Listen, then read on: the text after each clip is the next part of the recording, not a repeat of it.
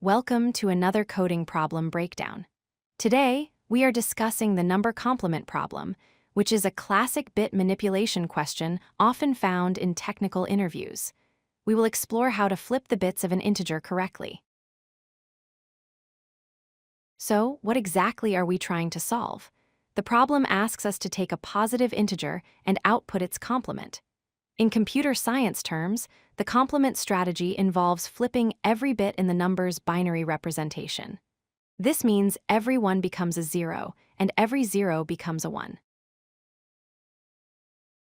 Let's start with a basic example to understand the binary context.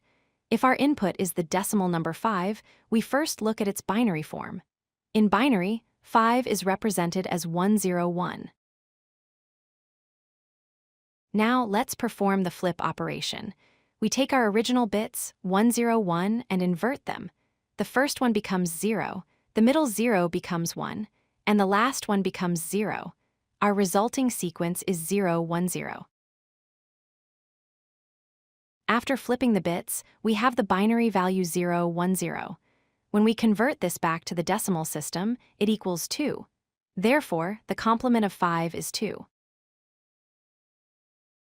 Let's look at a few more cases to solidify the concept. If the input is 1, the binary is 1, and flipping it gives 0.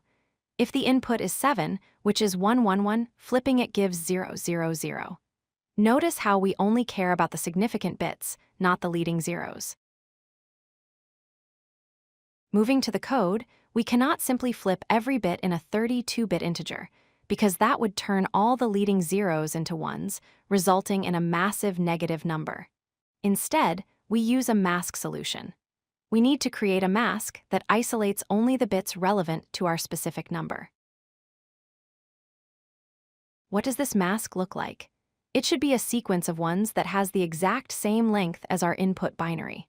For the number 5, which is 3 bits long, our mask should be 3 ones, which is the binary representation of 7. Once we have our mask, we use the Bitwise XOR operation. XOR stands for exclusive OR. When we XOR our input 5 with our mask 7, it effectively toggles the bits where the mask has ones.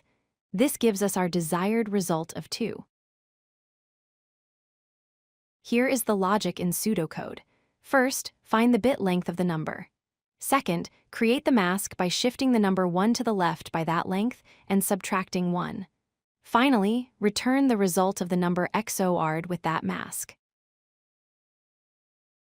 This solution is very efficient.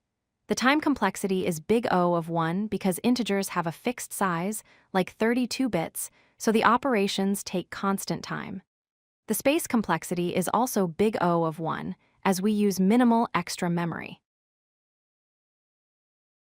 To wrap up, remember the steps.